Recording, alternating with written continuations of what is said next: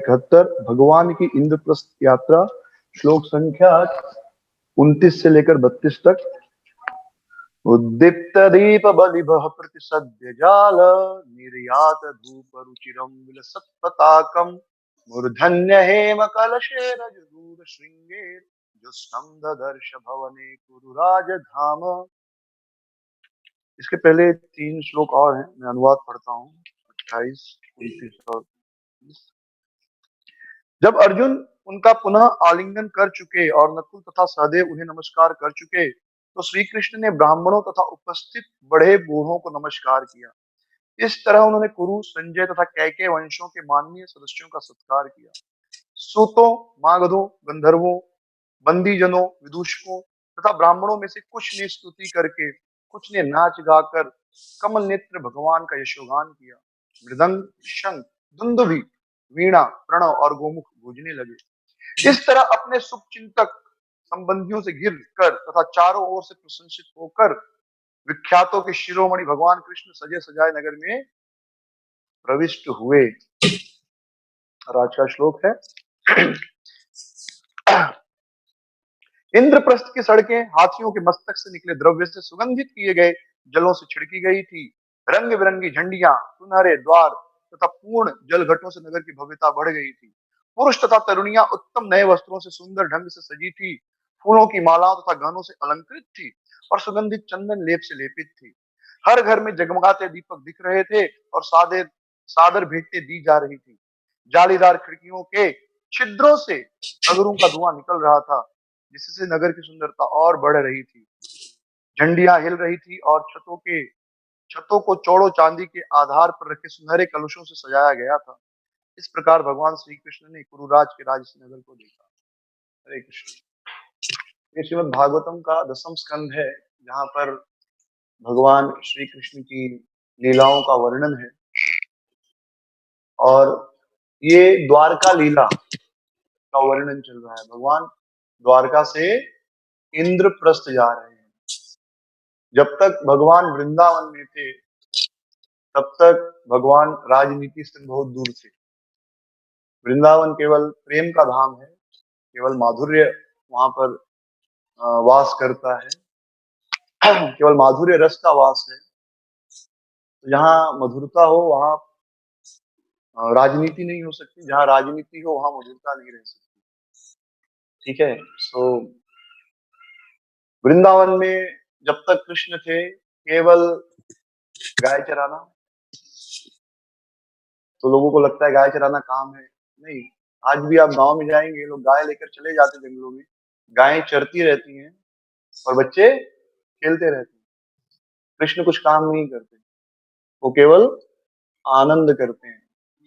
और आप भी उनके साथ रहेंगे तो केवल आनंद करेंगे।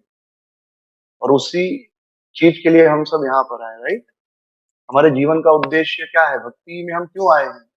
तो सबसे मुख्य उद्देश्य है, हर आदमी सुखी होना चाहता है, सुख पाने के लिए। Within the core of our heart, the desire is to become happy. एकदम अंदर आदमी जो भी काम करता है, अंदर जो मूलभूत इच्छा होती है क्या होती है कि मुझे सुखी होना है। चाहे विवाह करे, संतान उत्पन्न करे, उनका शादी विवाह करे, अंतिम जो उद्देश्य है उसका क्या है कि मुझे सुख मिलना चाहिए। तो यहाँ पर वह प्रयास असफल हो चुका है, और जिनको लगता है कि अभी असफल नहीं हुआ, उनका असफल होने वाला है, क्योंकि यहाँ पर कोई सुखी नहीं रह सकता। लेकिन अगर आप कृष्ण के साथ जुड़ जाओ तो फिर केवल और केवल और केवल आनंद है। और उसी के लिए सारा जो है प्रयास चल रहा है हमारा।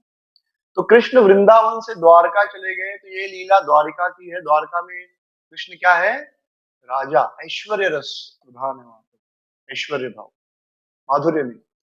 वहां पर वो राजा है, राजसी श्रृंगार धारण करते हैं, बांसुरी वृंदावन में ही छोड़ दिए। कृष्ण कहते हैं ना, वृंदावन से बाहर में एक कदम नहीं रखता। मतलब जो उनका बांसुरी वाला रूप है, वृंदावन से बाहर नहीं जाता। कृष्ण आपको कभी भी बांसुरी वाले रूप में दिखाई देंगे तो केवल वृंदावन में ही दिखाई देंगे, उसके अलावा कहीं नहीं। जो उनका मुरली बजाते हुए रूप है, ब्रज में ही कृष्ण मुरली बजाते हैं, द्वारका में कृष्ण शंख बजाते हैं और महाभारत का युद्ध छेड़ते हैं। ठीक है। वृंदावन में भी भगवान युद्ध करते हैं, पर वो गोपियों के साथ होता है, सखाओं के साथ होता है, वो प्रेम युद्ध होता है। लेकिन द्वारका में वास्तव में युद्ध होता है। हाँ, रियल फाइट, मॉक फाइट नहीं। तो द्वारका लीला जो है ये चल रही है, अध्याय 42 या 41 के बाद द्वारका लीला शुरू होती है। भगवान द्वारका मथुरा चले जाते हैं, 2-4 चैप्टर है मथुरा के, कंस का वध इत्यादि, और उसके बाद भगवान फिर द्वारका चले जाते हैं, राजा के रूप में वहां पर शासन करते हैं। और वहीं से वे किससे मिलते हैं? अपने पांचों भाइयों से, बुआ के पुत्रों से, पंच पांडव। तो भगवान भगवद गीता में कहते हैं, समोहम सर्वभूतेषु न मे द्वेष्टि न मे प्रियः। मैं सबके लिए समान हूं, कोई भी मेरा शत्रु नहीं है। न मे द्वेष्टि, किसी से मैं द्वेष नहीं करता, और कोई मेरा प्रिय भी नहीं है। लेकिन ये भजंती तू माम भक्त्या, लेकिन उसके आगे फिर एक कंडीशन अप्लाई है, ये भजंती तू माम भक्त्या, जो मेरा भजन करता है उसे मैं अपना समझता हूँ। तो पांडवों के यहाँ कृष्ण मिलने जा रहे हैं, भगवान अपने भक्तों के घर पे जा रहे हैं, बहुत बड़ी बात है। साधारण रूप से भगवान के पास भक्तों को जाना होता है। आज तक तो ये सुना है, कभी सुना है भगवान अपने भक्ति घर पे जा रहे हैं? बहुत मुश्किल है। हम लोग भगवान के पास जाते हैं, लेकिन कुछ स्पेशल केसेस हैं जहां पर भगवान अपने भक्त को मिलने जाते हैं पर्सनली। हम कहेंगे भगवान ये भेदभाव क्यों कर रहे हैं? भेदभाव लग रहा है, राइट? लेकिन वास्तव में भेदभाव नहीं है, ये बहुत स्वाभाविक है। ये भजन की तमाम भक्त काम चेपी चापी, हम जो जैसा मेरा भजन करता है वैसे मैं उसका मैं भी वैसे भजन कर देता हूँ। लेकिन समूह हम सबके लिए समान हूँ। समान का मतलब जितना आप रेसिप्रोकेट करेंगे, भगवान उतना रेसिप्रोकेट करेंगे, इक्वल। जैसे स्कूल में टीचर जो होता है, शिक्षक यहाँ पर है, कितने टीचर्स हैं? 1 2 3। तो आप सब अपने बच्चों के लिए समान है कि नहीं? इक्वल है ना? तो सबको बराबर मार्क्स देते हैं क्या आप लोग? सब बच्चे के लिए मैं इक्वल हूँ, सबको 100 में से 100 या 50, सबको एक जैसा नंबर दूंगा, ऐसा नहीं करते। आप इक्वल हैं, तो बच्चा जितना लिखता है उतना आप देते हैं, क्योंकि आप इक्वल हैं, उसके लिए समान, उसको समदृष्टि से देख रहे हैं। या माता पिता भी देखिए, माता पिता कभी अपने बच्चों में भेदभाव करते हैं नहीं। लेकिन कोई बच्चे का रुचि डॉक्टर बनने में है, जिसमें ज्यादा खर्चा होता है, किसी की रुचि इंजीनियर बनने में, जो कंपेरेटिवली कम खर्चा होता है, किसी को दोनों में रुचि नहीं है, उसको आर्टिस्ट बनना है, कुछ और बनना है, तो उसके हिसाब से उसके लिए खर्चा करते हैं। किसी बच्चे की योग्यता ऐसी है कि वो कुछ अच्छा बन सकता है, तो उधार लेकर उस पर इन्वेस्ट करते हैं, उधार लेकर उसके ऊपर खर्चा करते हैं। तो कोई बच्चा किसी लायक नहीं है तो अपना भी पैसा नहीं देते उसको, भाई तेरे ऊपर नहीं चलेगा। होता है सर? तो क्या माँ बाप भेदभाव कर रहे हैं? नहीं, माँ बाप समान है, समूह, माँ बाप भी समान है। लेकिन ये भजन की तमाम भक्त आता चाहती चाहती हम, जैसा वो भजन करेगा, जैसी उसकी योग्यता होगी, माता पिता वैसा उसके साथ रेसिप्रोकेशन करते हैं, आदान प्रदान करते हैं। तो कृष्ण भी अपने भक्तों के साथ वैसे ही आदान प्रदान कर रहे हैं। तो अब थोड़ा पांडवों की योग्यता समझेंगे। ये पांडव लोग क्या स्पेशल है इतना कि कृष्ण स्वयं मिलने जा रहे हैं। तो श्रील रूप गोस्वामी पाद, श्रील सनातन गोस्वामी पाद ने बड़ा ही सुंदर ग्रंथ लिखा है, केवल रस है उसमें, मतलब गुठली उठली कुछ नहीं है, केवल प्योर जूस। जैसे 1 किलो आम और 1 लीटर जूस आम का, महंगा कौन सा है? जूस वाला का, क्योंकि उसमें छिलका गुठली कुछ नहीं है और कोई तकलीफ नहीं, बस पीते जाओ, छिलने का झंझट नहीं, गुठली को चूस कर फेंकने का झंझट नहीं, कचरा फेंकने का, बस गिलास लिया पी लिया। वैसे ही सनातन गोस्वामी पाद ने बड़ा ही सुंदर ग्रंथ लिखा है, श्री बृहद भागवतम, अमृत है भागवतम, श्रीमद भागवतम को एक कंडेंस रूप में दे दिया है। भागवतम का सार भक्ति है। तो भागवतम में श्रीमद श्री बृहद भागवतम में 2 हिस्से हैं, और एक हिस्से में वर्णन है नारद की भक्त की तलाश में निकलते भगवान के सबसे अधिक कृपा पात्र भक्त। तो एक राजा एक ब्राह्मण के पास जाता, वो ब्राह्मण रोज शालिग्राम भोग लगाता था, उनकी आरती पूजा करता था, उनके लिए नाचता था। जो ऐसा जिसमें आप नाचते, कुछ धर्मों में तो आप नाचेंगे तो आपका गला काट दिया जाएगा, क्योंकि वो हराम है। केवल वैष्णव धर्म ऐसा है यहाँ पर आप नाचते नाचते भगवान को प्रसन्न कर सकते हैं। Isn't it? इतना ग्रेट है। और किसको नाचना नहीं अच्छा लगता है और गाना अच्छा नहीं लगता। जब हम लोग हारमोनियम सीख रहे थे, वो सीख नहीं पाए, वो अलग बात है। तो जो टीचर था उसने एक बात कही कि केवल कसाई होता है ना, कसाई, उसी आदमी को बच्चे और संगीत पसंद नहीं है। बाकी हर आदमी को संगीत पसंद आएगा और बच्चे अच्छे लगेंगे।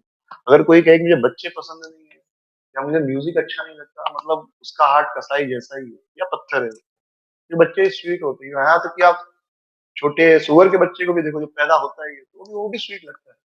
कुत्ते के बच्चे भी स्वीट लगते हैं, तो बच्चे इतने अच्छे लगते हैं। और संगीत, लेकिन जिसका हृदय कठोर है उसको ही बच्चे और संगीत अच्छा नहीं लगेगा। और कुछ धर्मों में तो संगीत हराम है, यानी आप नाच नहीं सकते, गा नहीं सकते, खाली गला काट सकते, वो दैट इज अलाउड। तो भगवान के सामने, शालिग्राम के सामने नाचता था। नारद जी ने कहा यही भगवान का कृपा पात्र है, देखो भगवान के लिए नाच रहा है, रो रहा है। उनको उसके लिए कोशिश नहीं करनी पड़ती थी। हम लोगों को नाचना है तो कोशिश करनी पड़ती है भगवान के सामने। चार लोग बोलते नाचो नाचो, तब हम नाचते। वो नेचुरली भगवान को देख के इतनी खुशी होती थी, तो नाचने लगता था। एक साधना होती है और एक सिद्ध अवस्था। साधना मतलब आपको जबरदस्ती नाचना है, सिद्ध मतलब भगवान को देखते ही नाचने का मन कर रहा है क्योंकि अंदर खुशी आ रही है। तो साधना करते करते सिद्ध हो जाएंगे एक दिन हम लोग भी। तो नारद जी ने कहा यही कृपा पात्र है कृष्ण का, देखो भगवान को देखते ही आंखों से आंसू आ रहे हैं, नाच रहा है। ब्राह्मण ने कहा अरे नहीं नहीं, मैं कृपा पात्र नहीं हूँ, और अपने बहुत सारे दुर्गुण दुर्गुण गिनाता है। मेरे अंदर ये कमी है, ये कमी है। आप एक काम करो, देखो एक राजा है दक्षिण के, वो भगवान के असली कृपा पात्र भक्त, और खूब स्तुति करते हैं वो ब्राह्मण राजा की कि उनके राज्य में ढेर सारे मंदिर हैं, नित्य उत्सव होते रहते हैं, बहुत प्रकार के भोग लगते हैं। जितने भी कृष्ण के विष्णु के मंदिर हैं सब स्पॉन्सर्ड बाय किंग, यानी उनको डोनेशन कलेक्ट करने की जरूरत नहीं, सब राजा स्पॉन्सर करते हैं और नित्य उत्सव होता है। नारद जी कहते हैं बहुत बड़ी बात है। नारद जी जाते हैं उस राज्य में, देखते हैं कि राजा रोज एक नया नया उत्सव आयोजित करते हैं भगवान की सेवा में। वास्तव में आध्यात्मिक जगत में रोज क्या है, फेस्टिवल है, रोज फेस्टिवल होता है। यहाँ पे हम लोग साल में दिन ढूंढना पड़ता है, 31 दिसंबर, फिर बर्थडे, फिर मैरिज डे, ढूंढना पड़ता है। और खुशी नहीं है तो भी खुशी जतानी पड़ती है, राइट। लेकिन वहां पर तो नित्य उत्सव है। तो वैसे राजा रोज उत्सव करते थे। तो नारद ने कहा यही भगवान की कृपा पात्र है। राजा ने कहा अरे नहीं नहीं, मैं कोई कृपा पात्र नहीं हूं भगवान का। वास्तव में असली कृपा तो इंद्र को प्राप्त हुई है, वो भी राजा है। वो कहाँ के राजा है, स्वर्ग के। अभी तक नारद जी पृथ्वी पर ढूंढ रहे थे, अब स्वर्ग जाना है उनको।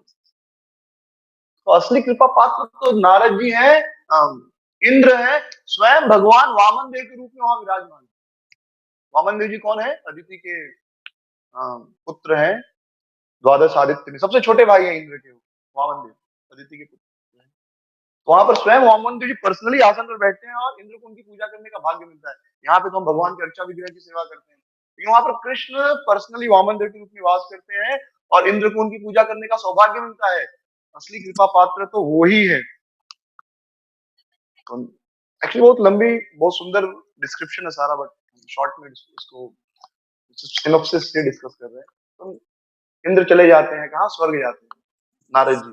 इंद्र से कहते हैं, और वहां पर वो देखते हैं स्वर्ग में क्या, स्वयं वामन देव आसन पर बैठे हैं, सारे देवता खड़े होकर उनकी आरती कर रहे हैं, पूजा कर रहे हैं, स्तुति कर रहे हैं। नारद जी कहते हैं वास्तव में इंद्र ही परम भाग्यशाली, साक्षात भगवान उनको पर्सनली पूजा लेने के लिए आते हैं। यानी पूजा का टाइम होता है तो भगवान को आना पड़ता है, मेरी पूजा का टाइम हो गया, दौड़ दौड़ के आके आसन में बैठ जाते हैं ऑल्टर खुलने के पहले, ऐसा। तो नारद जी ने कहा इंद्रदेव आप तो असली कृपा पात्र हो, आपने ही कृपा प्राप्त की है। नारद जी, इंद्र ने कहा रे मैं तो बहुत बड़ा अपराधी हूँ, मैंने देखो भगवान के सभी जो पार्षद थे उनको कष्ट दिया, अहंकार में आकर खूब वर्षा कराई और अपना सारा दोष गिराने लगते हैं, गोवर्धन लीला का वर्णन करने लगते हैं। श्री श्री राधा पंडितनाथ भगवान की जय, कृष्ण प्रभुपाद की जय। मैं कितना बड़ा पापी हूँ, भगवान को कष्ट दिया, उनके सभी पार्षदों को कष्ट दिया, मैं तो बहुत बड़ा दुष्ट हूँ। वास्तव में असली कृपा तो ब्रह्मा जी को मिली है, भगवान के आदेश से ब्रह्मा जी सृष्टि करते हैं, पालन पोषण करते हैं, कृष्ण ने जो सृष्टि बनाई है, असली कृपा तो ब्रह्मा जी के पास है। तो नारद जी कहाँ जाते हैं? सत्यलोक। अभी तक पृथ्वी से कहाँ गए? स्वर्गलोक। स्वर्गलोक से कहाँ गए? सत्यलोक गए। वहां पर देख रहे हैं तो ब्रह्मा जी और वहां के जितने हैं, ब्रह्मलोक में कोई काम धंधा नहीं करता, दिन भर भगवान का नाम लेके जप कीर्तन भजन, भगवान का आरती पूजा यही चलते रहता है। जैसे आप मंदिर में आ जाओ तो सुबह 4:30 बजे नाचना है, फिर 7 बजे नाचना है, पूरा दिन नाचना है, गौर आरती में नाचना है। यही एक जगह है जहां पर आपको सुबह से नाचना है, सुबह से खुश होना है। नाचना यानी खुशी का प्रतीक है, राइट? तो ब्रह्मलोक में कोई दुख नहीं है, वहां पर केवल नाचते हैं लोग, दिन भर नाचते हैं, कीर्तन करते हैं। नारद जी ने कहा ब्रह्मा जी पर असली कृपा हुई। ब्रह्मा जी कहते नहीं नहीं, मुझ पर कोई कृपा नहीं, मैं तो बल्कि पापी हूँ, मैंने तो भगवान के सारे ग्वाल बालों को चुरा लिया था, बछड़ों को चुरा लिया था, मुझसे कितना बड़ा अपराध हो गया था। मैं मुझ पर कृपा कहाँ हुई? मुझ पर कृपा होती तो मैं ऐसा अपराध कर। नारद जी कहते बात तो सही है, क्योंकि वो एक भगवान की सबसे अच्छी कृपा जो प्राप्त हुआ उसको ढूंढ रहे हैं। तो उन्होंने एक्सेप्ट करके आगे बढ़ गए। फिर कहा गए तो स्वर्ग लोग भी कहा है? भौतिक जगत में। सत्य लोग भी भौतिक जगत में, पृथ्वी, सत्य लोग, स्वर्ग लोग, जनलोक, महरलोक, तपोलोक, ये सब भौतिक जगत में। इसके बाहर आता है शिवलोक। तो ब्रह्मा जी कहते हैं शिव भगवान की असली कृपा पात्र है, वो तो साक्षात भगवान के विस्तार है। शिव जी कौन है? गुणावतार है ना, तो साक्षात भगवान के विस्तार है। और कृष्ण कहते हैं कि जो शिव का द्रोही है वो मेरा द्रोही है। भगवान राम कहते हैं जो शिव का द्रोही है मेरा द्रोही है। जो शिव को नहीं मानता, मेरी पूजा करता, मैं उसे उसकी पूजा को स्वीकार नहीं करता। कई जगहों पर भगवान ये बात कह चुके हैं, शिव द्रोही मुझे प्रिय नहीं। तो कृष्ण तो उनको अपना ही विभूति मानते हैं, अपना ही प्रकाश मानते हैं, भगवान कृष्ण। तो शिव जी को असली कृपा मिली है। तब ये कहा जाता है शिवलोक, कैलाश। कैलाश कहाँ है? भौतिक जगत के बाहर है। सत्य लोग भी भौतिक जगत में है। ब्रह्म भूना लोका, ब्रह्म लोग भी जाएंगे तो मरना पड़ेगा, मर के यहाँ पर आना पड़ेगा, फिर से यहाँ पर मरेंगे, यानी ये साइकिल चलता रहेगा। लेकिन जो शिवलोक है इसके बाहर है कैलाश धाम। देवी महेश हरिधाम सुतेषु तेषु, महेश धाम, कैलाश धाम या शिवलोक के लिए। वहां गए, देखे तो शिव जी समाधि में मग्न है, भगवान राम का नाम लेकर आनंद में जप कर रहे हैं, आंखों से अश्रु आ रहे हैं, बड़े खुश हैं। वहां के सारे लोगों को कथा सुना रहे हैं। शिव जी, नारद जी ने कहा यही असली कृपा इनको मिली है। शिव ने कहा नहीं नहीं, मैं मुझ पर कोई कृपा नहीं भगवान की, मैं तो कभी कभी रजोगुण तमोगुण में आ जाता हूँ। मैंने एक भक्त अपने बाणासुर, और जिसको 1000 अस्त्र सहस्त्र भाव को आशीर्वाद दे दिया भगवान, और उनकी मदद की कृष्ण से लड़ने में। मेरे अंदर अहंकार आ जाता है कभी कभी। वास्तव में उनकी असली कृपा पात्र कौन है? लक्ष्मी जी। वो अपने वक्ष पे धारण करते हैं, लक्ष्मी जी वो वक्ष पे धारण करते हैं। असली कृपा पात्र तो लक्ष्मी जी हैं। हमेशा उनको कृष्ण के चरण दबाने का मौका मिलता है। लेकिन इस समय लक्ष्मी जी रुक्मणी के रूप में कहाँ है? द्वारका है। तो आप बोलो आपको वैकुंठ में नहीं मिलेंगी, द्वारका में कृष्ण और रुक्मणी, लक्ष्मी देवी रुक्मणी के रूप में विराजमान है, तो आपको वहां जाना पड़ेगा। लेकिन एक्चुअली आप जाओ मत, कुछ फायदा नहीं है। मैं आपको एक स्टेप आगे भेजता हूँ। लक्ष्मी से भी श्रेष्ठ उनका एक भक्त है, प्रहलाद, तो उसके पास जाओ। ये बात धीरे से बोले, क्यों? बगल में पार्वती जी थी, लक्ष्मी जी की फ्रेंड है, तुरंत फोन कर देती।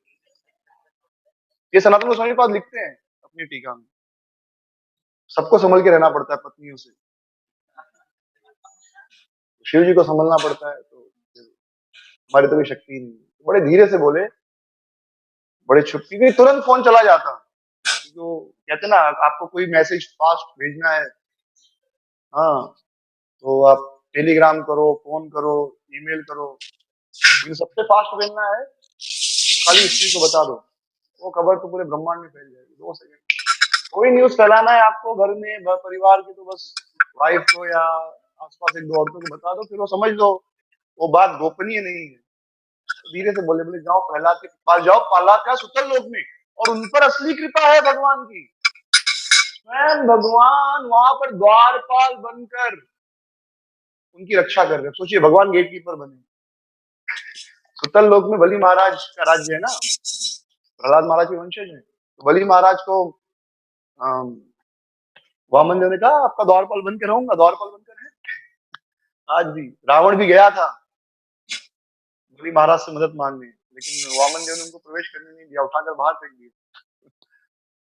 तो आप जाओ सुतल लोग, वहां पर आपको प्रहलाद जी मिलेंगे, वही असली कृपा पात्र हैं। जब और शिव जी इसका कारण देते हैं, तो भक्ति का जितना डिटेल डिस्क्रिप्शन आपको बेहद भागवतम में मिलेगा। क्यों कोई भक्त श्रेष्ठ है और क्या कमी है, यानी हम अपने अंदर देख सकते हैं क्या क्या कमियां हैं, कैसे हमको उन कमियों से ओवरकम करना है। तो जब भगवान कृष्ण नरसिंह रूप में आए थे, तो उनके उस भयानक रूप को देखकर सब लोग डर गए थे,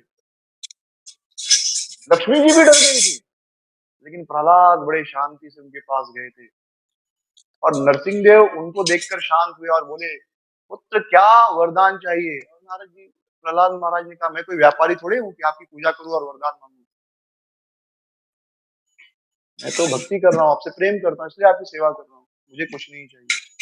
लेकिन जब नरसिंह देव भगवान ने इंसिस्ट किया, पुश किया कि नहीं कुछ तो लेना पड़ेगा, तब प्रहलाद महाराज ने कहा कि जितने जीव है सबका उद्धार होना चाहिए, मैं चाहता हूँ सब लोग की मुक्ति हो जाए, शंकर वाला सबकी मुक्ति हो जानी चाहिए, यानी अपने लिए तो कुछ नहीं मांगे। प्रहलाद श्रेष्ठ है, अब जाओ। तो नारद जी कहाँ पहुंच गए, सुतल लोग पहुंच गए, और प्रहलाद जी की बड़ी स्तुति की। और जब प्रहलाद जी की स्तुति की है, तो कौन स्तुति कर रहा है, नारद जी। किसकी स्तुति कर रहे हैं, प्रहलाद महाराज जी। प्रहलाद जी कौन, उनके शिष्य हैं। प्रहलाद जी नारद जी के शिष्य हैं और उनकी तारीफ कर रहे हैं। वो एक बार ये नहीं बोले कि मैंने प्रचार किया नारद को, मैंने प्रहलाद को भक्त बनाया। इतना जो है भक्त का महानता है कि तो प्रहलाद जी बोले, प्रहलाद जी की बहुत स्तुति की। भागवतम में 7वें स्कंद में कंटिन्यूअस ग्लोरिफिकेशन है प्रहलाद महाराज को, नारद जी के मुख से कंटिन्यूअस ग्लोरिफिकेशन। उसके पश्चात जब वो प्रहलाद महाराज की स्तुति किए, प्रहलाद जी को बहुत शर्म आई, उन्होंने अपना कान बंद कर लिया। गुरुदेव आप क्या कर रहे हो, मेरी स्तुति क्यों कर रहे हैं आप, मुझ पर क्या कृपा की बताइए आप। वो तो नरसिंह रूप में आए भगवान, देवताओं की वाणी सत्य करने के लिए, ब्रह्मा जी का वचन रखने के लिए, सत्य है कि नहीं। टेक्निकली देखा जाए तो ब्रह्मा को उन्होंने वरदान दिया था कि जो भी नरसिंह हिरण्यकशिपु को जो वरदान दिया था ब्रह्मा जी ने, उस बात को रखने के लिए भगवान आधा शेर आधा मनुष्य के रूप में आए। देवता बड़े परेशान हो गए थे हिरण्यकशिपु से, तो उनका वध करने के लिए देवताओं की रक्षा करने के लिए कृष्ण आए। मेरे लिए कहाँ आए वो, बस ऐसा सबको लगता है, तो मेरे लिए नहीं आए। एक्चुअली नम्रता होती है भक्ति की। आदमी जितना भक्ति में बढ़ते जाता है उतने अपने आप को लेस क्वालिफाइड कि मेरे अंदर तो कोई योग्यता नहीं, ऐसा सोचने लगता है। जबकि वास्तव में प्रहलाद महाराज के लिए नरसिंह देव आए, और वो भले ऐसा कहे कि हिरण्यकशिपु को मारने के लिए शेर और मनुष्य का शरीर धारण किया, नराकृत रूप, नरसिंह रूप, नर और सिंह का, लेकिन वास्तविक उनका उद्देश्य क्या था। जैसे गैया होती है ना, अपने बछड़े को चाटती है लेकिन गोद में नहीं बिठा सकती, बराबर। गाय अपने बच्चे को गोद में बिठा सकती है नहीं, लेकिन चाट कर अपना प्यार जताती है, जीभ से चाटती है। जो मनुष्य होते हैं अपने बच्चों को गोद में बिठाते लेकिन चाटते नहीं है, बड़ा प्रॉब्लम हो जाएगा। ठीक है, बहुत होगा तो एक चुम्मा दे देंगे, किस कर देंगे। लेकिन भगवान को दोनों इच्छा थी, अपना प्रेम प्रदर्शित करना था, गोद में भी बिठाना था लेकिन चाटना भी था। अब मनुष्य आकृति में थोड़ा अच्छा नहीं लगेगा, तो भगवान शेर के रूप में, तब शेर क्या करेगा, चाटेगा। तो उन्होंने अपना प्रेम प्रदर्शन किया चाट के, और अपनी गोद में बिठाया। तो वास्तव में आए तो थे प्रहलाद के लिए, लेकिन प्रहलाद क्या कह रहे, मेरे लिए थोड़े आए, और आए और फिर चले गए। वास्तव में मुझ में तो कोई योग्यता नहीं है, असली जो पात्र है वो कौन है, पांडव है। आप देखो दिन भर उनके घर में पड़े रहते हैं, जब भी आप पूछोगे फोन करोगे द्वारका में वो कृष्ण है क्या, वो थोड़ा बाहर गए, बाहर था वो हस्तिनापुर, अभी तो हस्तिनापुर ही जा रहे हैं। हस्तिनापुर, हस्तिनापुर का वो उनका एक दोस्त है अर्जुन, तो मिलने गए। जब भी आप फोन करोगे 99 टाइम यही जवाब आएगा। तो गोपियां, गोपियां नहीं, ब्रज, ब्रज की गोपियां, द्वारका की रानियां कभी कभी अर्जुन से बड़ा गुस्सा करती थी, कौन है अर्जुन, जब देखो चले जाते हैं। अरे हम लोग उनकी पत्नी की, वो उनकी पत्नी, जब देखो कहाँ जा रहा हूँ, हस्तिनापुर जा रहा हूँ, जिस दिन मन किया झोला उठाए जा रहा हूँ, कहाँ जा रहे हो, हस्तिनापुर जा रहा हूँ। क्या काम है, अर्जुन से मिलने बहुत दिन हो गए, क्या है। अच्छा था उसमें फोन नहीं था, दिन भर फोन पे भी रहते, द्वारका में रह के भी पहले एटलीस्ट मिलने के लिए जाना पड़ता। तो गोपियां, रानियां शिकायत करती, जब देखो फोन पर लगे रहते, और व्हाट्सएप चैट चेक करते तो अर्जुन और कृष्ण का ही संवाद मिलता हूँ। राइट।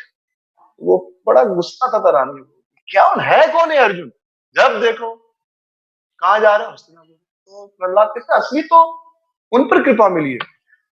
एक्चुअली सॉरी, एक स्टेप आगे आगे, प्रहलाद जी हनुमान जी को ग्लोरीफाई, सॉरी, हनुमान जी पांडवों को ग्लोरीफाई करते, तो प्रहलाद जी कहते हनुमान जी श्रेष्ठ भक्त हैं। और हनुमान जी का गुणगान करते हुए कहते हैं, दास सखा विहनामासनं भज, छत्रम वितनम विजतवंदी, मंत्री भिषग योधापति सहाय, श्रेष्ठो महाकृति विवर्धना सच। कि हनुमान जी कौन है, दास है, सखा, भगवान के दास है, भगवान के सखा है, उनके वाहन है, मित्र है। दास मित्र का भी कार्य करता है, जैसे ऑफिस में अगर कोई किसका सेक्रेटरी है तो एक दोस्त जैसा भी व्यवहार करता है। तो हनुमान जी कौन है, राम जी के दास, रामदूत अतुलित बल धाम, राम जी के दास हैं, लेकिन मित्र की तरह सलाह वार्तालाप भी करते हैं। उनके वाहन भी हैं। जब रथ नहीं था तो युद्ध करने के लिए भगवान राम को हनुमान जी अपने कंधे पे बिठा लिया, क्योंकि रावण अपने रथ से ऊपर चला जाता था, इंद्रजीत से भी युद्ध हुआ तो उनका मायावी रथ ऊपर जा चला जाता था, ऊपर से हथियार छोड़ते थे। तो ऊपर से बाण छोड़ना इजी है, नीचे से आप मारेंगे तो एक तो ग्रेविटी के अगेंस्ट में जा रहा है बाण, तो ज्यादा फोर्स लगता है। इसलिए पहाड़ी के ऊपर जो सैनिक है वो ऑलरेडी जीते हुए माने जाते हैं। अगर आप नीचे हो, आपके शत्रु ऊपर पहाड़ पे हैं, तो आपके 10 मरेंगे तो उनका एक मरेगा। दैट इज द कैलकुलेशन, 10 रेस टू 1 या 10 रेस टू 8, 1 रेस टू 8। तो ऊपर चले जाते थे इंद्रजीत यानी मेघनाथ और दूसरा रावण। तो हनुमान जी स्वयं को कंधे पे बिठा के ऊपर नीचे कर रहे, वाहन बन गए।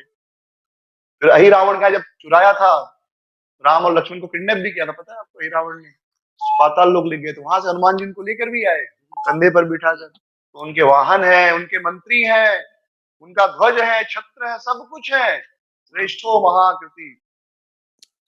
तो कितनी उनकी महिमा है, भगवान दिन रात हनुमान जी की सेवा लेते हैं, दिन रात उनकी सेवा लेते हैं, इतनी महान है हनुमान जी। एक बड़ी सुंदर कथा आती है, जैसा पत्नी में एक होता है, वो चाहती पति पर उसका पूरा अधिकार हो, बहुत स्वाभाविक है। तो सीता माँ ने एक बार देखा कि हनुमान जी मैक्सिमम सेवा करते हैं, तो अकेले वो सेवा लेने की कोशिश करती तो हो नहीं पाता। तो उन्होंने लक्ष्मण भरत सबके साथ मिलकर एक योजना बनाई कि हम लोग क्या करेंगे, भगवान का सब सेवा लिख लेंगे और सेवा डिवाइड कर लेंगे। तो मीटिंग बुलाई गई, हनुमान जी से बात हुआ और डिसाइड हो गया, भाई सेवा का लिस्ट बनेगा, जिसको जो सेवा मिलेगी वही सेवा वो करेगा, दूसरा कोई किसी की सेवा लेगा नहीं। Management meeting. और एक्चुअल प्लान क्या था, हनुमान जी को आउट करना है। तो लिस्ट बनी, सीता माता ने सबको सेवा बांट दिया, सबको सेवा दे दी। हनुमान जी के बोली मेरी तो कोई सेवा ही नहीं लिस्ट में। सीता माँ ने कहा आप तो बांट दिया। मैनेजमेंट जवाब, अब मैनेजमेंट का डिसीजन था ये। सिंपल, आप जो टेम्पल में फुल टाइम उनको पता होगा, मैनेजमेंट डिसीजन। तो फिर आप कुछ नहीं बोल सकते, किसको बोलोगे, मैनेजमेंट मतलब एक आदमी थोड़े होता है। सीता माता ने मैनेजमेंट, मैंने कहा कुछ तो सेवा दो। माता जी ने क्या सेवा, तो सारी सेवा, पैर दबाने की सेवा हो गई, फिर कुकिंग की सेवा हो गई, परोसने की सेवा हो गई, वस्त्र धोने की, स्त्री करने, सारी सेवा तो हो गई, अब कौन सा दूं। हनुमान जी का ठीक है, जब भगवान को जमाई आएगी तो कोई तो चुटकी बजाना चाहिए, जवानी आ जाएंगे तो राइट, क्यों करते मुझे पता नहीं, बट करते हैं, शुभ मानते हैं। तो हनुमान जी ने कहा वो मैं करूं।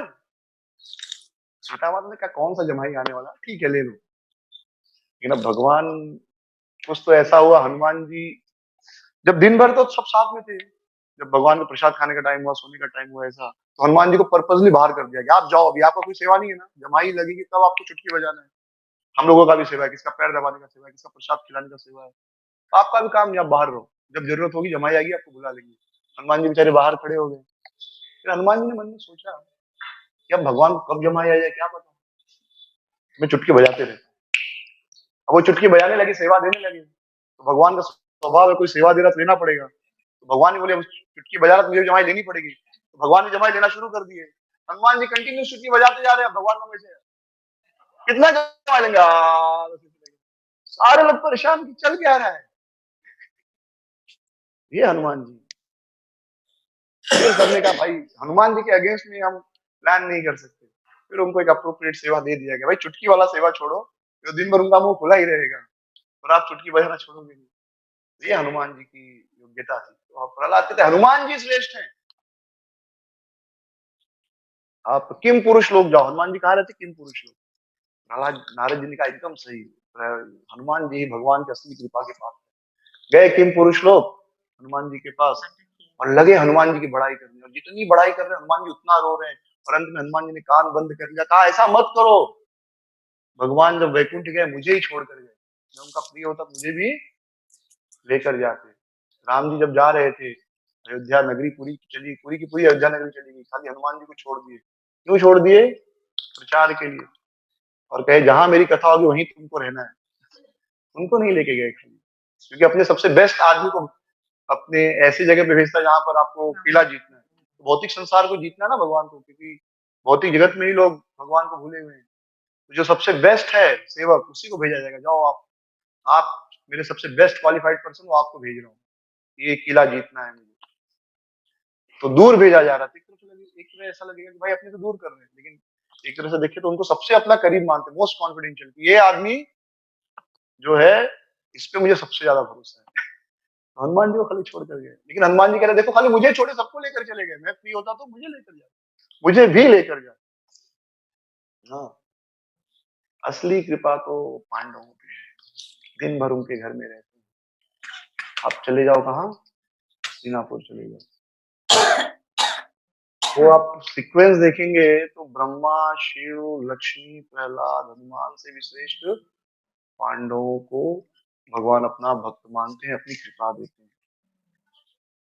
अब कोई कहेगा अरे शिव जी तो वैष्णवानाम यथा शंभु है, ये प्रश्न आता है। लक्ष्मी जी तो उनकी अर्धांगिनी है, वक्षस्थला, वक्ष पर रहती है उनके, वो कैसे श्रेष्ठ नहीं? और पृथु महाराज की स्तुति पढ़ेंगे तो पृथु महाराज कहते हैं कि यदि भक्त में और लक्ष्मी में आपको चुनना पड़े तो आप किसको चुनेंगे? भक्त को चुनेंगे, लक्ष्मी जी को त्याग देंगे। तो क्या लक्ष्मी जी भक्त नहीं है? शिव जी भक्त नहीं है? तो वास्तव में ब्रह्मा, शिव, लक्ष्मी, अगर वो अपने पोस्ट के हिसाब से आते हैं, भगवान को अप्रोच करते हैं किसी हिसाब से, पोस्ट, मैं शिव हूं, मैं ब्रह्मा हूं, मैं लक्ष्मी हूं, धन की देवी, भाग्य की देवी, उस पोस्ट के हिसाब से अगर वो भगवान को अप्रोच करते हैं तो भगवान कहेंगे नहीं चाहिए, ठीक है आपको रहो बाहर। लेकिन अगर आप भक्त के रूप में यानी सेवक के रूप में भगवान को अप्रोच करेंगे तो भगवान स्वीकार करते हैं। तो शिव जी भक्त के रूप में वैष्णव ने यथा शंभु है, परम वैष्णव है। लेकिन अगर उनको आप शिव जी के रूप में जाए कि मैं शिव हूं, हाँ, गुणावतार भौतिक सृष्टि का जो है पालन पोषण माता पार्वती के साथ या दुर्गा जी के साथ इस सृष्टि का निर्माण पालन की जिम्मेदारी है उनको, उस रूप से जाएंगे वो ईगो लेकर, तो कृष्ण कहते बहुत अच्छी बात है आप हो, लेकिन वहां गेट पे बैठो आप मेरे क्लोज एसोसिएट्स नहीं। तो ये समझ है। लक्ष्मी जी परम भक्त हैं, भगवान के साथ रहती है, उनके अंदर चरण दबाती है, कोई छोटी बात है। लेकिन लक्ष्मी जी ये सोचे कि मैं लक्ष्मी हूँ। जब चैतन्य महाप्रभु वेंकट भट्ट के घर पे गए थे, तो उन्होंने वेंकट भट्ट को पूछा, वेंकट भट्ट लक्ष्मी नारायण की पूजा करते थे, तो उन्होंने पूछा वेंकट भट्ट से कि वेंकट भट्ट भट्ट आपकी जो लक्ष्मी और ठकुरानी है, ठाकुर ठाकुरानी राजा रानी है बहुत बड़ी, हमारे कृष्ण गोप हैं, गोप ग्वाल हैं, जंगल में गाय चराते हैं, साधारण गोप वेश पहनते हैं, लेकिन फिर क्यों लक्ष्मी जी को इच्छा होती है कि मुझे भी कृष्ण का साथ चाहिए? तो वेंकट भट्ट कहते हैं अरे लक्ष्मी जी गोपी ही है और नारायण जो है वही कृष्ण है। नारायण की अपेक्षा कृष्ण में लीला विलास ज्यादा है, रूप माधुरी, लीला माधुरी, वेणु माधुरी ज्यादा है। तो अगर लक्ष्मी जी कृष्ण का संग करती हैं तो कोई पतिव्रता दोष नहीं लगता, वो तो उनके ही पति है। तो महाप्रभु हंसते हुए कहते हैं हाँ वो तो सही है, लेकिन हमने ऐसा सुना है कि जो श्रुतियां हैं, श्रुति, उन्होंने भगवान की तपस्या की और उनको पा लिया, कृष्ण की रासलीला में आज वो नाचती हैं। लेकिन लक्ष्मी जी तो अभी भी तपस्या कर रही है बेल वन में, लेकिन उनको अभी तक कृष्ण मिले ही नहीं।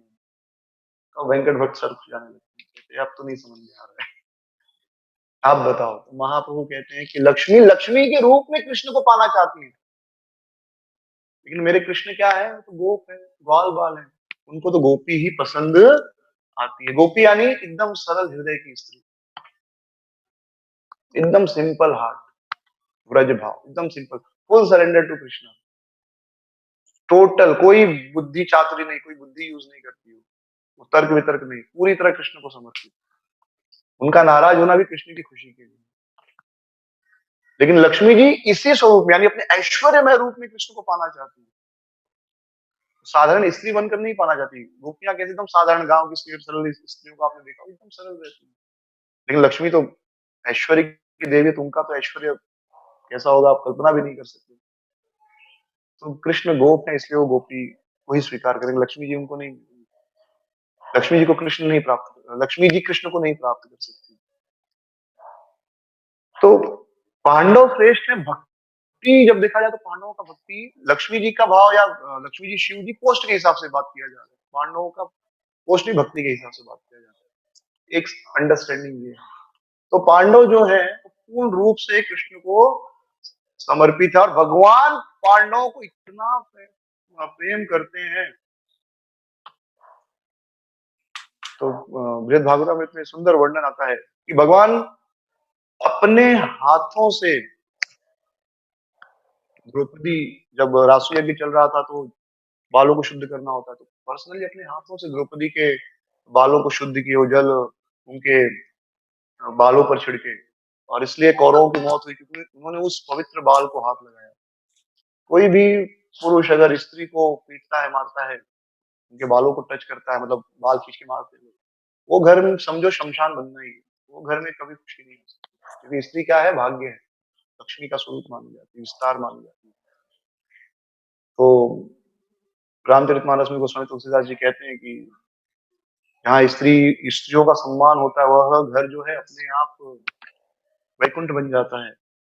और फिर स्त्रियों की परिभाषा भी है, हाँ, वो जीन्स और टी शर्ट में घूमेंगी, 10 बजे सो के उठेंगी, फिर बोलेंगे हस्बैंड को बेड टी भेज देना, वो फिर स्त्री वो परिभाषा नहीं है। स्त्री को फिर प्रॉपर डेफिनेशन भी दिया है, स्त्री मतलब क्या, पत्नी मतलब क्या, पत्नी को कैसे पति की सेवा करनी चाहिए, कैसे बच्चों की सेवा, कैसे घर को मेंटेन करना चाहिए।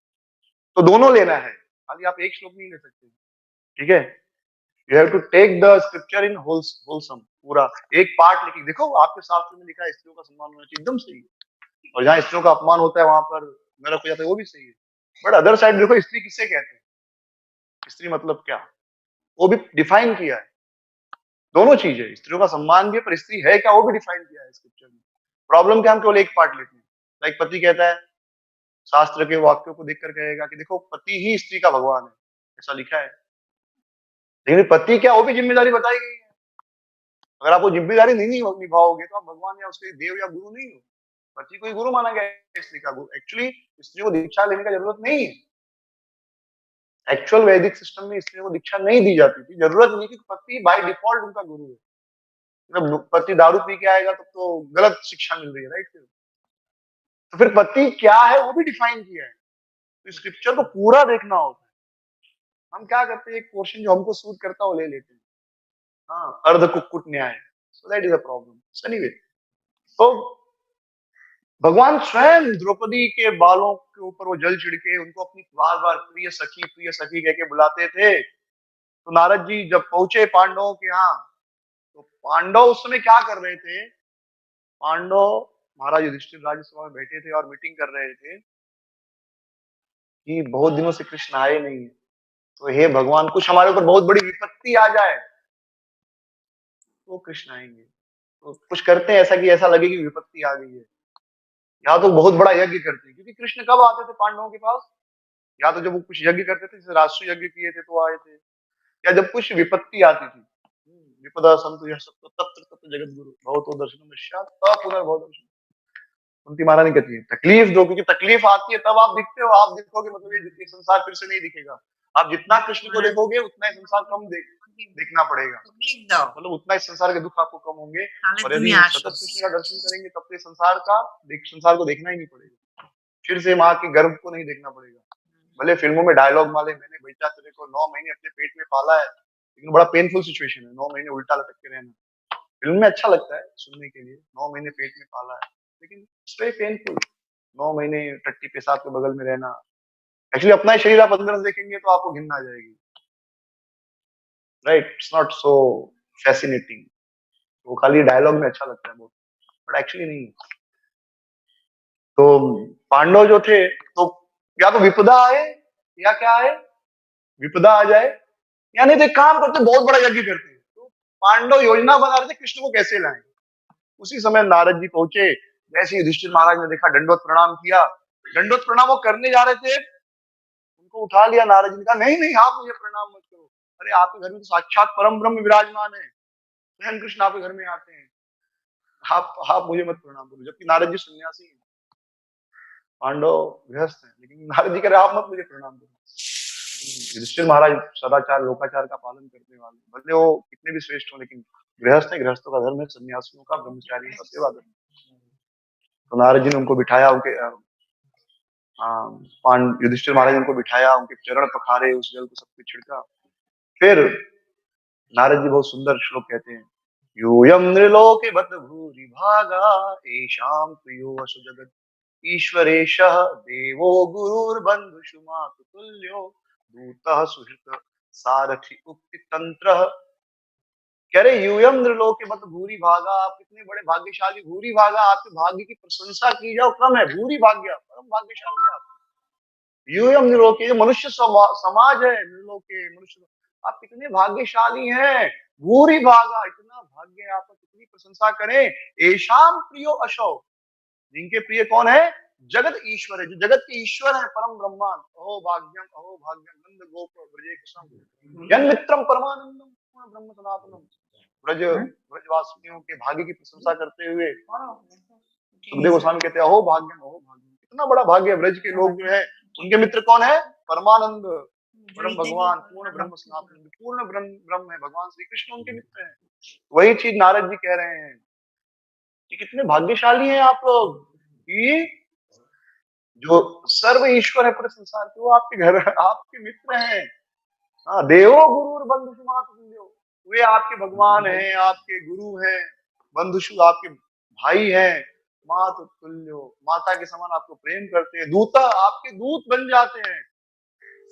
आजकल क्यों दूत का काम कर रहा है, कुछ चिट्ठी उट्ठी छोड़ने जाना तो क्यों ले जाते, भगवान प्यून तक बन गए, शांति सभा शांति दूत बनकर गए पांडवों के। दूत कोई बहुत बड़ा पोस्ट नहीं होता, लेकिन भगवान का इतना प्रेम है पांडवों से, दूत तक बन गए, सुहृत, इतने शुभ चिंतक है पांडवों के कि अपना व्रत तक छोड़ दिए, युद्ध में अस्त्र नहीं उठाऊंगा, अस्त्र उठा लिए, युद्ध में छल किए, क्योंकि सुहृत है। भाई मेरा मित्र का जीत होना चाहिए, बाकी नियम हुआ बाद में। इतने आप लोग भाग्यशाली हैं। फिर नारद जी कहते हैं कि युधिष्ठिर महाराज आप देखिए कितने भाग्यशाली हैं, कृष्ण ने आपको इतना बड़ा राज्य प्रदान किया है, महान राजा बनाया। भीम कितना भाग्यशाली, भीम के ऊपर कितनी कृपा की, जिस जरासंध को कोई नहीं मार सकता था, कृष्ण की कृपा से भीम ने उनका वध किया और पूरे विश्व में भीम का नाम बढ़ गया। अर्जुन के तो कृष्ण मित्र हैं, साथ में सोते हैं, उठते, साथ में जाते, लड़की छेड़ने के लिए यमुना जी के किनारे साथ में दोनों छेड़ते थे, इतनी दोस्ती थी दोनों। सबके साथ ये काम नहीं कर सकते, जो बहुत क्लोज होगा, तो इतना उनका दोस्ती है, साथ में खाना पीना। हाँ, फिर नकुल और सहदेव, नकुल सहदेव का प्रेम देखो भगवान के लिए कितना है। जब राजसूय सभा में अग्र पूजा का अवसर आया, तो नकुल सहदेव ने विचार कर कहा कि इनका ही पूजा होना चाहिए। फिर सबने अनुमति दी, हाँ इनकी ही पूजा होनी चाहिए। आप लोग बड़े भाग्यशाली हैं, आप लोग बड़े महान हैं। तो कृष्ण स्वयं कहते हैं, महाभारत में बहुत सुंदर है, यस्तान द्वेष्टि समाम द्वेष्टि, यस्तान अंश समाम अनु, एकात्मयम् आगतम विद्धि पांडवेर धर्मचारिभिः।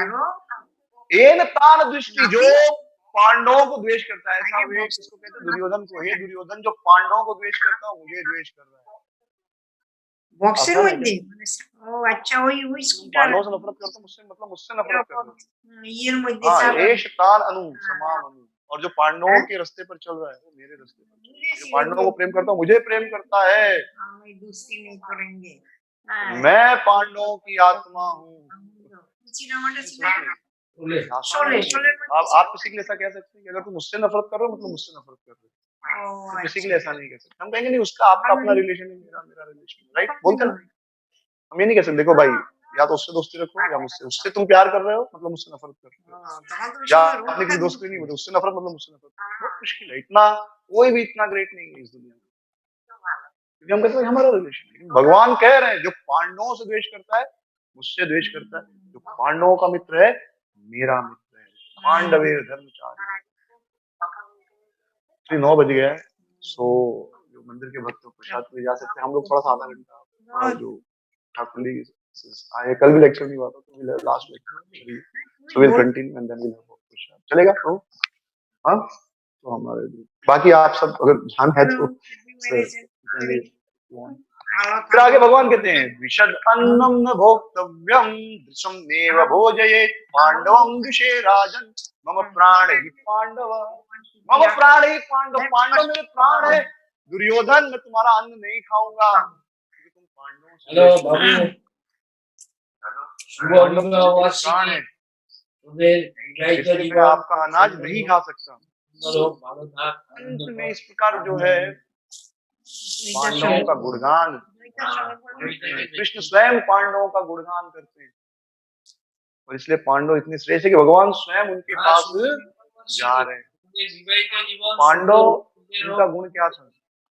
पांडवों का गुण एक था, खुशी का अवसर हो या दुख हो, पहला इन्विटेशन कृष्ण को जाता था। द्रौपदी दुखी होती थी, परेशान होती थी, पहले किसको याद करती थी? कृष्ण को याद करती थी। पांडव परेशान है, कोई समस्या है, कृष्ण को याद करते थे। और भक्ति की एक सुंदरता है कि हमारा जो दुर्भाग्य है, अगर कृष्ण को हम खाली जुड़ जाएं, वही दुर्भाग्य सौभाग्य में बदल जाता है। और misfortune becomes our fortune. Actually, misfortune becomes the cause of our fortune. जैसे ध्रुव महाराज कितने अभाग्यशाली थे, कितने अभाग्यशाली, अनफॉर्चुनेट। सौतेली माँ, पिताजी का प्यार नहीं, गेट आउट, मेरे बेटे नहीं हो, ये राज्य में कोई अधिकार नहीं, पिता चुप। लेकिन वही दुर्भाग्य कितना बड़ा उनका भाग्य बन गया, उसके लिए वो भक्ति करने गए और पूरे तीनों विश्व में उनको ख्याति मिली, कीर्ति मिली और भगवत धाम। दुर्भाग्य सौभाग्य में बदल गया। तो पांडव इतने प्रिय है, कृष्ण कहते हैं जो पांडवों को द्वेष करता है वो मुझे द्वेष करता है, जो पांडवों का प्रिय है मेरा प्रिय है। ऐसा भक्त बनने के लिए क्या करना होगा?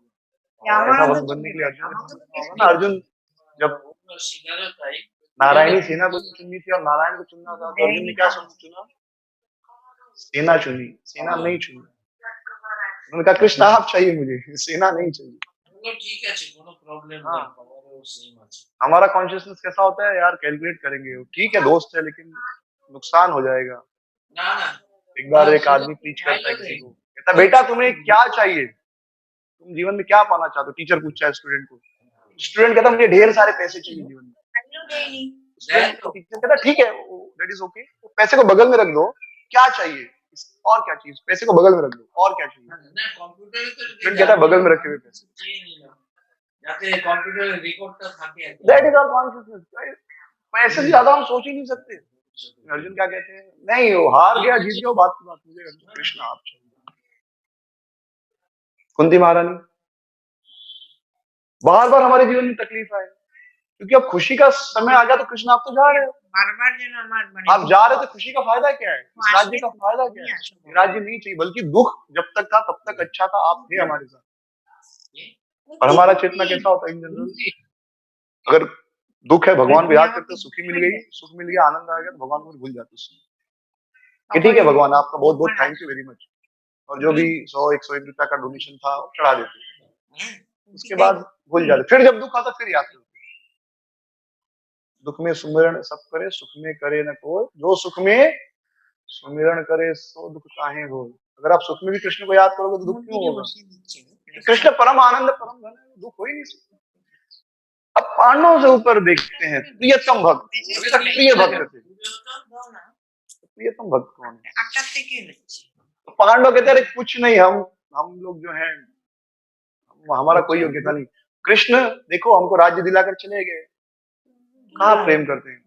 भीम तो हंसते हुए बोले अरे वो एक नंबर का कपटी है, दोनों दोस्त है ना एक लेवल पे। एक्चुअली भीम भीम बहुत बड़े भी नहीं बहुत छोटे भी नहीं, लाइक तो उनका हंसी मजाक वाला रिलेशन है कृष्ण के साथ।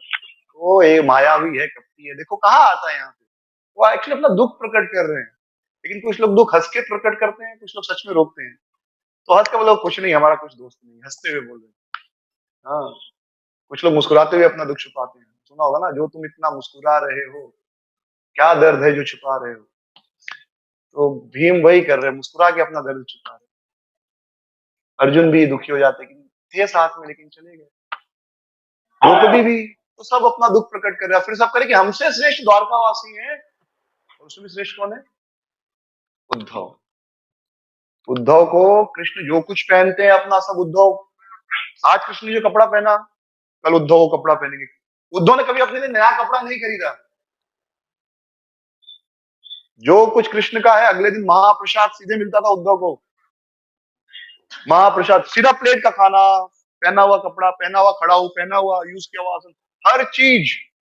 कभी उन्होंने सीधे मार्केट से कुछ नया नहीं खरीदा। सब कुछ जो कृष्ण के लिए आता था, उद्धव को पता है कल ये मेरा है, महाप्रसाद के रूप में। और बचपन में उद्धव का वर्णन, आप जब छोटे थे उद्धव, बचपन में उसमें तो कृष्ण द्वारका में, तो उस समय से वो कृष्ण की मूर्तियों के साथ खेला करते थे, उनके साथ सोया करते थे। कृष्ण के अलावा उनको कुछ पसंद ही नहीं रहता था, इतना उनका प्रेम था। और जब कृष्ण ने देखा कि ब्रज के लोग बड़े चिंतित हैं, तो उन्होंने उद्धव को भेजा अपना स्वरूप मानकर कि तुम जाओ उद्धव, उनको शांत करो, तुम्हें देखकर उनको शांति मिलेगी। और जब कृष्ण कुब्जा के यहाँ गए थे विवाह करके उसके साथ, जो विवाह संबंध स्थापित करने, तो उस समय भी उद्धव को लेकर गए। उद्धव तो भाई है ना कृष्ण। और उद्धव को बोले मेरे साथ बैठो पलंग पर। उद्धव ने पलंग को प्रणाम किया और जमीन पर बैठे, और कुब्जा और कृष्ण एक साथ पलंग पर बैठे। यानी उद्धव उनके स्वरूप ही है, अलग नहीं है, दो अलग अलग नहीं है, इतने क्लोज है। तब कृष्ण ने कहा हाँ, द्वारकावासी श्रेष्ठ है। द्वारका गए, वहां पर तो बहुत बड़ी सभा चल रही थी, कृष्ण बैठे हैं, सारे ब्रज द्वारकावासी बैठे हैं, हंसी मजाक चल रहा है। द्वारका में भी युद्ध नहीं, बहुत हंसी मजाक, कृष्ण बातें कर रहे हैं, सब बातें कर रहे हैं। वहां पर गए और बोला द्वारकावासी बड़े श्रेष्ठ हैं। उद्धव आप तो सर्वश्रेष्ठ हो द्वारकावासी। मुझे ऐसा लगता था, I used to think that, मुझे ऐसा लगता था कि मैं सबसे श्रेष्ठ हूँ, लेकिन मैं जब वृंदावन गया तब मेरी अकड़ टूट गई। तब मुझे पता चला कि मैं कुछ भी नहीं हूँ। जो प्रेम ब्रजवासियों में है, वहाँ यशोदा मैया, नंद बाबा, गोपियां, सखा, भाई ना लड़की परिक्रमा करना, गोवर्धन, वहाँ पे लोटा बाबा मंदिर है। एक भक्त था, भगवान का मित्र था, उसने कहा कृष्ण से, कृष्ण मत जाओ, मथुरा मत जाओ। कृष्ण ने कहा आ जाऊंगा, लौट आऊंगा, एक दो दिन में लौट आऊंगा। लौट आना मतलब रिटर्न आ जाऊंगा, मैं बस कल आ जाऊंगा शाम को। एक काम करो, तुम यहीं बैठो, मेरा वेट करो, कल पक्का आ जाऊंगा। वो बैठ गए वो भक्त। कृष्ण गए मथुरा, एक दिन वेट किए, माँ बाप ने बोला बेटा खा लो कुछ। नहीं नहीं, कृष्ण लौटने वाले, जब लौट के आएंगे तब मैं खाऊंगा। एक दिन से 2 दिन हुआ, 1 महीना हुआ, 1 साल हुआ। घर वाले बोले चलो अब तो चलो। नहीं नहीं, कृष्ण आएंगे तब खाऊंगा। और आज जो मूर्ति बन गया, उनका नाम क्या है? लोटा बाबा। और वो कहाँ देख रहे हैं? मथुरा की दिशा में। मथुरा से कृष्ण आने वाले हैं ना, मथुरा से वेट कर रहे हैं कब आएंगे कृष्ण। इतना विश्वास है उनको भगवान की वाणी पर, और कितना प्रेम होगा। सोचो कोई इतना इंतजार कर सकता है कि हम 1 घंटे से ज्यादा किसी का इंतजार करते हैं? आज समय तो 1 घंटे में उनको 20 फोन करेंगे, कहाँ हो, किधर पहुंचे, अरे टाइम देख रहे हो। अब तो पेशेंस बिल्कुल नहीं हमारे अंदर। 2 मिनट भी लेट हुआ तुरंत फोन कर देते हैं। पहले आदमी वेट करता था आधा घंटा 20 मिनट, भाई वेट कर लो आप, शायद कहीं अटक गया हो। फोन नहीं था ना, अब तो 1 मिनट लेट हुआ उसके पहले ही 10 बार फोन हो जाता, भाई आ रहा ना टाइम पे। तो he is waiting, still he is waiting. कितना प्रेम होगा सोचो, और कितना होप है उसको, उनको कितने विश्वास है कृष्ण के वाक्य पर। लोटा बाबा। तो व्रज के लोग ही श्रेष्ठ हैं, और गोपियों का जो प्रेम है वो तो सर्वश्रेष्ठ है, उसकी तो कोई तुलना ही नहीं। जब तक मैंने गोपियों को नहीं देखा था तब तक मुझे लगा था कि मेरे अंदर कोई योग्यता है। फिर बहुत सुंदर व्रज लीला का थोड़ा वर्णन आता है वहां पर, और अंत में नारद जी क्या निश्चय करते हैं कि ब्रजवासी ही सबसे अधिक कृपा के पात्र हैं। और उन ब्रजवासियों में श्रीमती राधा रानी मोस्ट बिलवेड, प्रियतमा, पूर्ण, प्रिय, प्रियतम और प्रियतमा, पूर्ण, कंप्लीट परफेक्शन है वो। कि जब आप केवल कृष्ण के लिए रो और आपको उसके अलावा कुछ नहीं चाहिए, दैट इज कंप्लीट परफेक्शन। और सबसे बड़ा भाग्य क्या हम लोगों का, हम जिस संप्रदाय में है, ब्रह्म मध्य गौड़ी संप्रदाय, माधवेंद्र पुरी जिन्होंने प्रेम की बीज डाला इस संप्रदाय में, ब्रह्म मध्य संप्रदाय में वो चीज नहीं है, बट उसी संप्रदाय में माधवेंद्रपुरी आते हैं, हाँ, जिन्होंने कृष्ण भक्ति माधुर्य रस का जो बीज डाला, और फिर उनके आगे ईश्वरपुरी, फिर चैतन्य महाप्रभु, तो वो जो परफेक्शन है गोलोक का सिद्धि, वो हमें प्राप्त करने का मौका दिया। केवल आपको ब्रह्म मध्य गौड़ीय संप्रदाय में चाहिए गोलोक जाने का। बाकी लोग वैकुंठ जाने का प्लान करते हैं, शिव लोक जाने का प्लान करते हैं, स्वर्ग जाने का प्लान करते हैं। गोलोक जाने का योजना केवल ब्रह्म मध्य गौड़ी संप्रदाय में, और उसके लिए बहुत आसान तरीका हमारे आचार्यों ने दिया है। क्या? भगवान का नाम जप, हरे कृष्णा कृष्णा कृष्णा हरे हरे, हरे राम राम राम। बहुत आसान तरीका। और ये जप करने से तो नहीं होगा कुछ, लेकिन जब ये सुनेंगे आप, it will change your life. बोलेंगे तो नहीं, सुनेंगे तब, हियरिंग। जितना सुनेंगे उतना आपको जीवन में इसकी अनुभूति होगी। खाली बोलेंगे 16 माला पूरा करेंगे तो नहीं होगा, सुनेंगे तब उसका असली लाभ होगा। श्रवणम शुद्धाधान से वासुदेव शालमत सेवया जितना पुण्य तीर्थ में विचला, सुनने के बाद ही उसका लाभ है। 16 माला पूरा करेंगे स्वर्ग मिलेगा, अच्छा जन्म मिलेगा, सब कुछ मिलेगा, गोलोक नहीं मिलेगा। गोलोक चाहिए तो उसको यहाँ से निकाल कर कान में डालना पड़ेगा, सुनने का प्रयास करना। इस प्रकार नारद जी सर्वश्रेष्ठ भक्त ढूंढते, सर्वश्रेष्ठ प्रयास मिलता। तो बैक टू पांडव, एक बहुत सुंदर श्लोक है कि नारद जी पांडवों के जब दरबार में जाते हैं तो पांडवों की स्तुति करते हुए कहते हैं, स्वयं ब्रह्म महद विभग्र कैवल्य निर्वाण सुखानुभूति प्रिय सुहृदव खलो मातुलेय आत्मा विधिकृत गुरुश्च। कितने आश्चर्य की बात है कि जो पूर्ण पुरुषोत्तम भगवान है, बड़े बड़े कैवल्य, जिनको कैवल्य चाहिए, निराकार मुक्ति चाहिए, बड़े बड़े ऋषि योगी जिनको पाने के लिए कितना प्रयास करते हैं, जन्मों जन्मों तक प्रयास करते हैं, वो भगवान दिन भर आपके घर में रहते हैं। और आपके घर में ऋषि मुनि आते हैं, क्यों आते हैं? क्योंकि कृष्ण आपके घर में है। यानी कोई भी वैष्णव भक्त गृहस्थ है, वो जब घर में कृष्ण की सेवा करेगा तो बड़े बड़े ऋषि मुनि भी वहां पर दर्शन के लिए आएंगे, जिनके लिए दर्शन के लिए हम लोग जाते हैं। बड़े बड़े ऋषि मुनियों का दर्शन के लिए जाना पड़ता है, लेकिन अगर वैष्णव गृहस्थ घर में भगवान को बड़े प्रेम से सेवा करे, कृष्ण को विराजमान करते, तो फिर आते हैं मंदिर से भक्त आते हैं कि नहीं घर में? कब आते हैं? मूवी देखने आते हैं। आज मेरे घर में बहुत अच्छा नया मूवी का डीवीडी आया है, प्रभु जी आ जाओ। हाँ, कोई नहीं आने, लेकिन आप बोलोगे प्रभु जी ऑल्टर है, अभिषेक है आज, प्लीज, तो प्रभु जी आएंगे, 2-4 को भी लेके आएंगे। सही है कि नहीं? बड़ा अभिषेक होगा, प्रसाद होगा।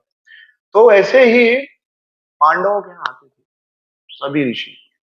तो अंत में नारद जी कंक्लूड करते हैं भागवतम से, ये जो भक्ति की विधि है, श्रीमद् भागवतम भक्ति की विधि द्वारा पांडवों ने पूर्ण सफलता प्राप्त की। और प्रभुपाद जी लिखते हैं भक्ति का जो विधि, उसके आगे लिखते हैं chanting the holy name of Lord, भगवान के नाम जप।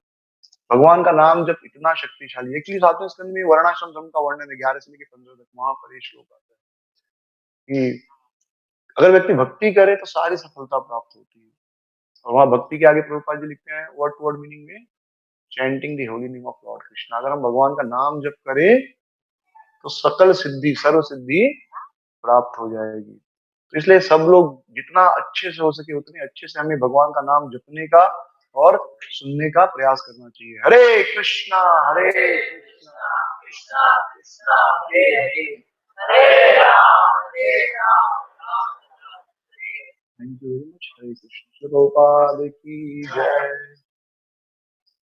कुछ क्वेश्चन है कोई पूछना चाहे? है वन क्वेश्चन? हाँ बोल।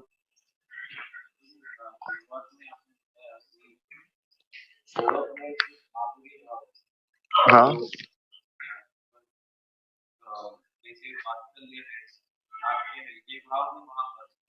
Right right.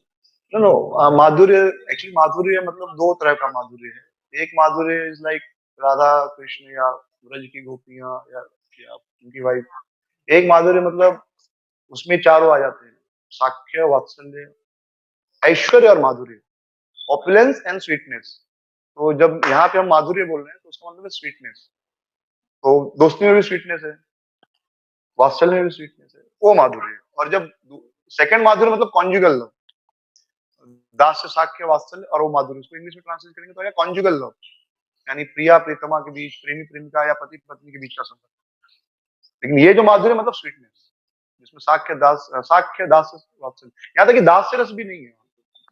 दास्य रस वैकुंठ में, तो दास में प्रोमिनेंट होता है ऐश्वर्य, ऑपुलेंस, ग्रेटनेस एंड स्वीटनेस, तो उस सेंस में माधुर्य यूज है। ठीक है, यस भैया, कुछ क्वेश्चन? हाँ